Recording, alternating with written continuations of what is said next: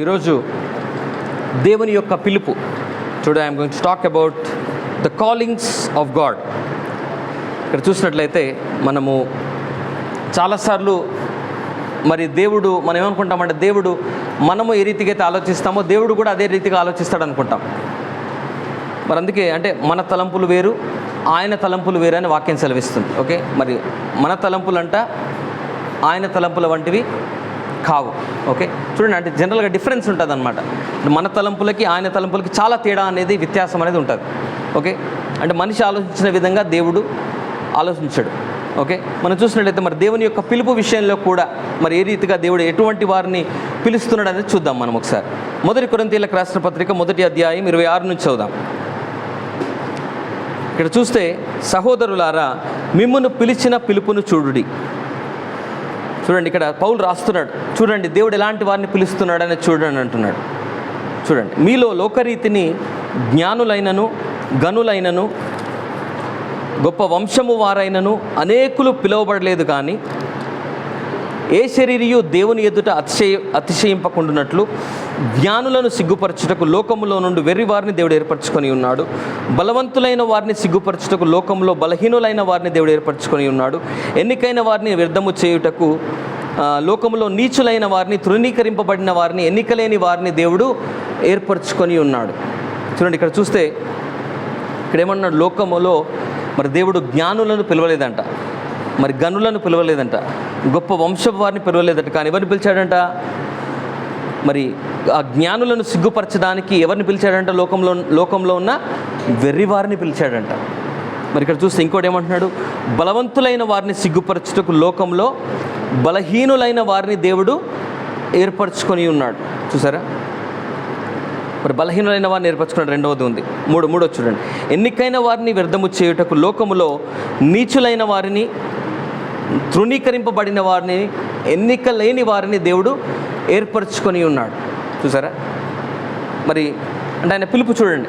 అంటే మనము ఈ లోకము ఎవరిని క్వాలిఫై చేస్తుంది?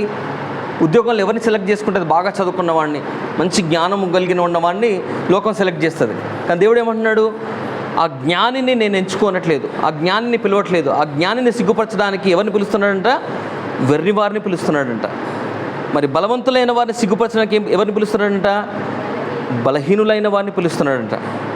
మరి ఎన్నికైన వారిని వ్యర్థము చేయుటకు లోకంలో ఎవరిని పిలుస్తున్నాడంట? మళ్ళీ నీచులైన వారిని, తృణీకరింపబడిన వారిని, ఎన్నికలేని వారిని దేవుడు ఏర్పరచుకొని ఉన్నాడు. అంటే చూడండి, ఎవరైతే అంటే బయటికి అనరు కానీ మనసులో అనుకుంటాడు, వీడేంది ఇంత కోపిష్టి, వీడేంది ఇంత మూర్ఖంగా ప్రవర్తిస్తున్నాడు, వీడేంది ఇంత నీచంగా ఉన్నాడు, వీడేంటి ఇలాగున్నాడు అని అనుకుంటారు మనసులో కొంతమంది మనుషులు. కానీ దేవుడు అంట వాళ్ళనే వాడుకుంటాడంట. అర్థమవుతుంది? అంటే మనిషి అంటే బైబిల్లో ఏమంటాడంటే, మనుషుల దృష్టిలో ఏదైతే ఘనమైందో అది దేవుని దృష్టికి నీచమైందంట. అంటే అంటే మనం ఎస్టిమేట్ చేసినట్టు దేవుడు ఎస్టిమేషన్ వేయడు. ఓకే, మనము ఇది బాగుంది అనుకుంటే దేవుడు అది బాగుంది అన్నాడు. ఓకే, నువ్వు ఏదైతే బాగాలేదంటావో దాన్ని బాగుంది అంటాడు. అంటే ఉదాహరణకు చూడండి, మరి పాపులను చూసి చాలామంది వ్యతిరేకిస్తారు. తాగుబోతులను చూసే నువ్వు రావద్దు, బయట కూర్చోపో అంటారు. మరి వ్యభిచారులను, మరి కొంతమంది అబద్ధికులను, కొంతమంది ఇలాంటి మోసాలు చేసేవారిని ఏం చేస్తారంటే లోకం వెళ్ళేస్తుంది వాళ్ళని. ఓకే, వీళ్ళు నీచులు, వీళ్ళు పనికిరారని దేవుడు వాళ్ళనే వాడుకుంటాడు. హల్లెలూయా. ఎందుకు తెలుసా దేవుడు ఇలాంటి వారిని ఎన్నుకుంటాడంటే, మరి వారి ద్వారా దేవునికి మహిమ రావాలని. హల్లెలూయా.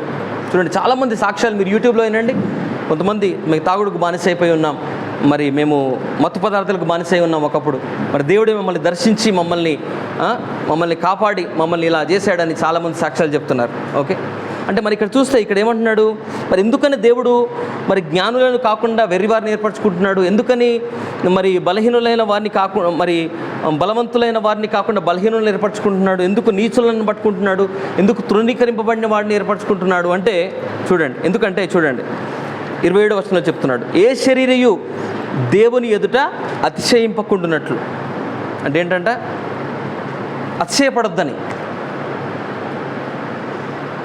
చూడండి, ఎవరికైనా ఏదైనా ఉంటుందని కొంచెం బాగా మంచి చదువు ఉందనుకోండి, మంచి ఉద్యోగం ఉందనుకో, మంచి కారు ఉందనుకోండి, వాళ్ళని పట్టుకోలేము. ఓకే, ఇంకా మాకు అవన్నీ ఉన్నాయి అని వాళ్ళు దాన్ని బట్టి అతిశయపడతారు. కానీ దేవుడు ఏమంటున్నాడంటే, మనము దేన్ని బట్టి కూడా మనము అతిశయపడడానికి వీల్లేదు. మరి బైబిల్ వాక్యం ఏమని సెలవిస్తుందంటే 31వ వచనం చూడండి. 1 కొరింథీయులకు రాసిన పత్రిక 1వ అధ్యాయం 31వ వచనం. అతిశయించువాడు ప్రభువునందే అతిశయింపవలెను. మనం ఎవరి యందు అతిశయించాలంట? ప్రభువునందే అతిశయించాలి. అంటే ఇక్కడ చూస్తే ఇప్పుడు ఈ వెర్రివాడు ఏం చేస్తాడు? వాడికి తెలుసు వాడు వెర్రివాడని, వాడికి తెలుసు వానిలో కోపం ఉందని తెలుసు, వానికి తెలుసు వాడిలో ఆ బలహీనత ఉందని తెలుసు. వాడికి తెలిసి ఇప్పుడు వానికి వాడు ఏమనుకుంటాడు? ఇక నాకు అర్హత లేదు అనుకుంటాడు. ఏం లేదు, అర్హత లేదు అనుకుంటాడు. కాబట్టి ఆ వ్యక్తి ఎవరి కొరకు కనిపెడతాడు? నన్ను రక్షించే వ్యక్తి ఒకరు నాకు కావాలి, యేసు ప్రభు నన్ను రక్షించేవాడు, కాబట్టి ఆయన మీద నేను ఆనుకోవాలా అని ఈ బలహీనుడు ఏమవుతాడంటే ఎక్కువ ఆయన మీద ఆనుకుంటాడు. హల్లెలూయా! ఎంతమందికి అర్థమవుతుంది నేను చెప్పేది? ఓకే. మరి దేవునికి ఎవరు కావాలంటే మరి మొత్తం సంపూర్ణంగా ఆయన మీద ఆనుకునేవారే ఆయనకు కావాలి. మనం చూసినట్లయితే బైబిల్లో చూస్తే మరి ఒక వ్యక్తి గురించి మనం చదువుకొని మనం ముగించుకుందాం. సమయం లేదు కనుక ముగించుకుందాం.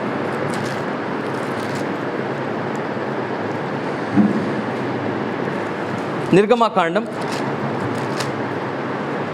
3వ అధ్యాయం 1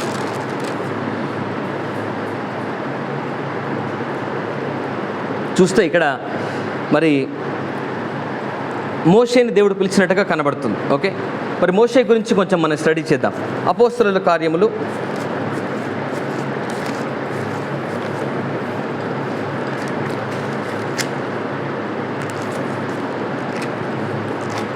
10 చూడండి. ఓకే. పెట్టాలా? అలారం పెట్టారా? 11:55. Okay, right. అపోస్తలుల కార్యములు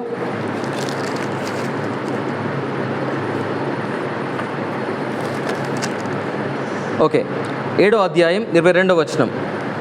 మోషే ఐగుప్తీయుల సకల విద్యలను అభ్యసించి ఏం చేశాడంటండి? అందరూ చెప్పండి. మోషే ఐగుప్తు అంటే లోకం అన్నమాట. ఓకే. ఇప్పుడున్న లోకాన్ని ఐగుప్తు అని పిలవచ్చు. మోషే ఐగుప్తీయుల సకల విద్యలను అభ్యసించి ఎన్ని విద్యలు అభ్యసించాడంట అంటే B Tech, M Tech, degree, PG, B pharmacy, M pharmacy, medicine, అంటే మీకు అర్థం కావడానికి చెప్తున్నా ఇవన్నీ టర్మ్స్. ఓకే.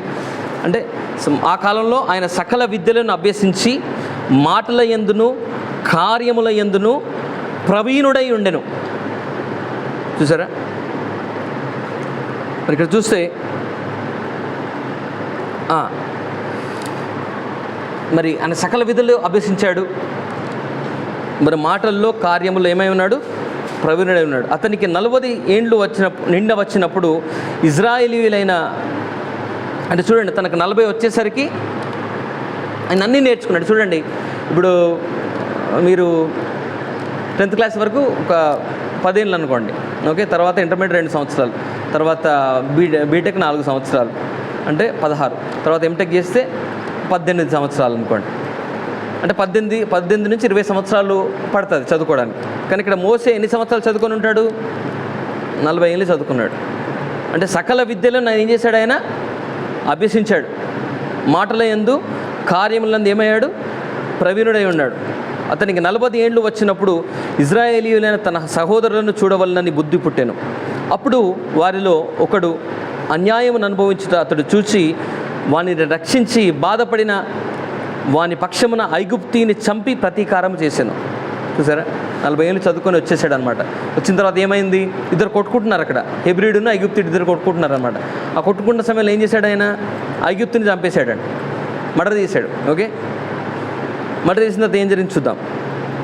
తన ద్వారా తన సహోదరులకు దేవుడు రక్షణ దయచేయుచున్న సంగతి వారు గ్రహింతురని అతడు తలంచెను కానీ వారు గ్రహింపరేరి. మరునాడు ఇద్దరు పోట్లాడుచుండగా అతడు వారిని చూచి, అయ్యేలారా, మీరు సహోదరులు, మీరెందుకు ఒకరినొకడు అన్యాయము చేసుకొనిచున్నారని చెప్పి వారిని సమాధాన పరచజూచెను.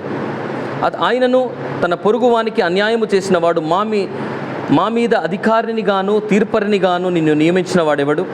నీవు నిన్న ఐగుప్తీని చంపినట్లు నన్నును చంపదలచి ఉన్నావా అని అతనిని త్రోసివేశాను. అందరూ చెప్పండి. మోషే ఆ మాట విని పారిపోయి మిద్యాను దేశంలో పరదేశి ఉండి అక్కడ 2 కుమారులను కనెను. చూడండి, ఇక్కడ ఏం జరిగింది? సకల విద్యల్ని అభ్యసించాడు, అన్నీ నేర్చుకున్నాడు. 40 ఏళ్ళు పట్టింది. 40 ఏళ్ళ తర్వాత ఏమైంది పాపం, ఇద్దరు కొట్టుకుంటున్నారు అక్కడ. ఇద్దరు కొట్టుకుంటున్నప్పుడు ఏం చేశారు, ఒక ఐగుప్తుడు హెబ్రీని కొడుతున్నాడు. కాబట్టి ఏం చేశాడు, ఐగుప్తుని మోసే మర్డర్ చేశాడు, చంపేసి ఏం చేశాడు, అతను ఇసుకలో పాతి పెట్టేసి ఇంకా ఎవరికి తెలియదు అనుకున్నాడు. ఆ తర్వాత మళ్ళీ మోసే ఒక దగ్గరికి వెళ్తున్నప్పుడు అక్కడ ఇద్దరు కొట్టుకుంటున్నారు అన్నమాట. ఎందుకు కొట్టుకుంటున్నారా బాబు అని బెదిరిస్తున్నాడు అన్నమాట. వాళ్ళని బెదిరిస్తుండే ఏమన్నాడు, వాళ్ళు ఏమన్నారు, వాడిని చంపినాడు మమ్మల్ని కూడా చంపుతామన్నారు. అన్నప్పుడు అమ్మో నా సంగతి బయటపడిందని చెప్పేసి ఏం చేస్తారు, అక్కడి నుంచి పారిపోతాడు. ఇక్కడికి మిద్యాను దేశానికి పారిపోతాడు. ఓకే, మిద్యాను దేశానికి పారిపోయి అక్కడ ఎన్ని ఏళ్ళు ఉంటాడు తెలుసా, అక్కడ ఇంకా 40 ఏళ్ళు ఉంటాడు అక్కడ. అంటే ఇక్కడ గమనించండి, మోసే 40 సంవత్సరాలు సకల విద్యలు చదివినప్పుడు ఆయన దేవుడు వాడుకోలే. ఓకే, మరి మాటల్లో ప్రవీణుడై ఉన్నప్పుడు వాడుకోలే. ఒకరిని చంపేసి పారిపోయాడు ఒక దేశానికి పారిపోయి అక్కడ 80 ఏళ్ళు వచ్చాయి ఆయనకి. అప్పుడు ఆడుకున్నాడు దేవుడు. తప్పులు కూడా మా దేవుడికి ఒకసారి. అంటే దేవుడు ఏంటంటే తెలుసా, నీలో సామర్థ్యము ఉంది అని అతిశయపడ్డావు అనుకోండి, నిన్ను అస్సలు వాడుకోడు దేవుడు. నాకు ఎటువంటి సామర్థ్యం లేదు, నేను దేనికి పనికిరాని వ్యక్తిని, నేను అసలు ఐఎమ్ అన్క్వాలిఫైడ్ అంటావో, God will qualify you and use you for His glory. So God bless you. See you next week.